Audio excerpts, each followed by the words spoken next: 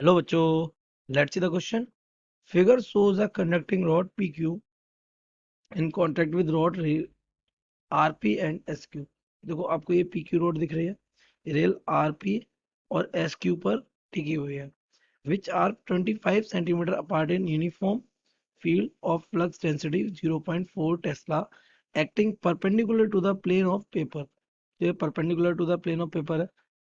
Ends R and S are connected through a 5 ohm resistance. तो R और S के बीच में कितने ओम का रेजिस्टेंस है? 5 ohm का. Okay.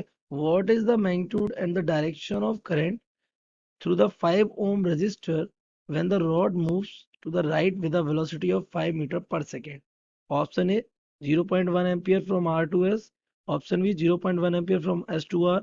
Option C 0.5 ampere from R to S.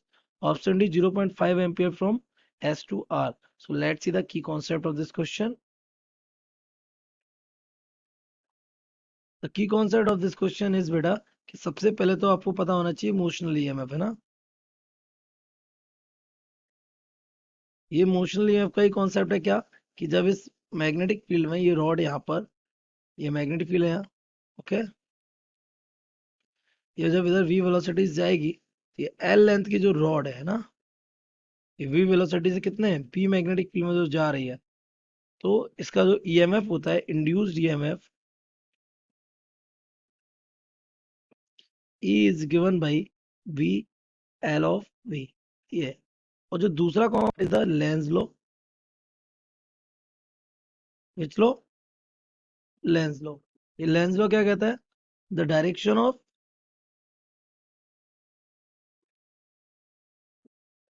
Induce current is always of opposing nature. किस nature की होती है बेटा? Opposing nature to the cause है ना. कॉज को अपोज करने के नेचर की होते हैं. तो अगर आपने क्वेश्चन को देखे तो यहाँ पर आपको नजर आ रहा है ये एक यहाँ रेजिस्टेंस लगा हुआ है. ओके. कितने ओम का? 5 ओम का. ये आपका क्या है? This is your R S. This is R and this is S. उसके बाद यहाँ पर आपकी एक रॉड लगी हुई है. ये इस रॉड का नाम क्या है? P Q. This rod is what? P Q. यहाँ पे मैग्नेटिक फील्ड आपका इस तरीके से कोई प्रॉब्लम नहीं. तो जब ये v वेलोसिटी से इधर जाएगा तो इसमें ईएमएफ कितना आएगा? Induced EMF will be what? ये हो जाएगा हमारा E is equal to B of L V. And v आपको गिवन है. v कितना है आपको? मैग्नेटिक फील्ड आपको गिवन है 0.4 टेस्ला. लेंथ कितनी है इसकी? तो दोनों की जो सेपरेशन था 25 सेंटीमीटर का था तो ये हो जाएगा 25 into 10 to the power -2.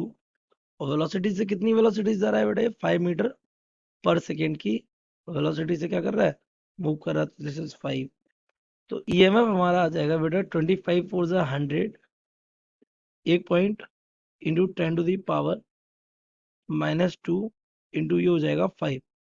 Okay. तो ये हो जाएगा 50. तो E will be 50.0 10 to the power -2. और ई आ जाएगा हमारे यहाँ से क्या? 0.5 ऑफ वोल्ट.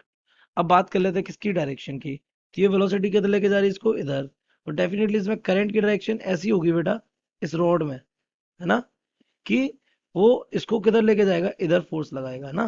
तो इधर फोर्स लग रहा है तो फोर्स लगना चाहिए इधर अपोजिट डायरेक्शन में. और मैग्नेटिक कहाँ है? Invert. So we will use the Fleming's left hand rule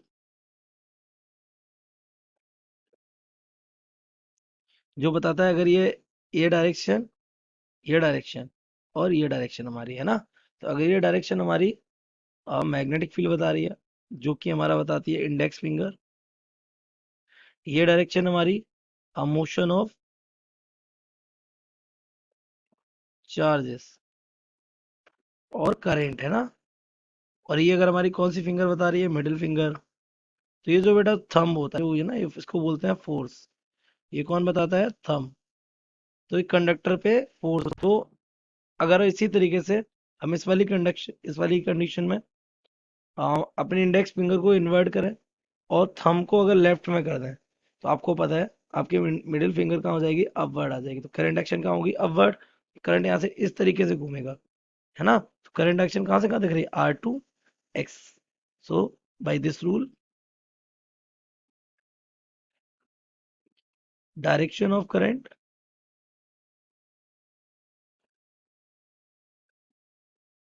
is from R2S। Now अब करंट के मैग्नीट्यूड के बारे में देख लेते हैं। तो करंट का मैग्नीट्यूड क्या हो जाएगा, E I is equal to E upon R. I E कितना है, 0.5, आर कितना है, 5 ओम। तो ये हमारा आ जाएगा 0.1 of ampere. Now match the option, current is 0.1 ampere and current की डायरेक्शन कहाँ से, R2S। ऑप्शन ए हमारा क्या हो जाएगा, करेक्ट। तो करेक्ट ऑप्शन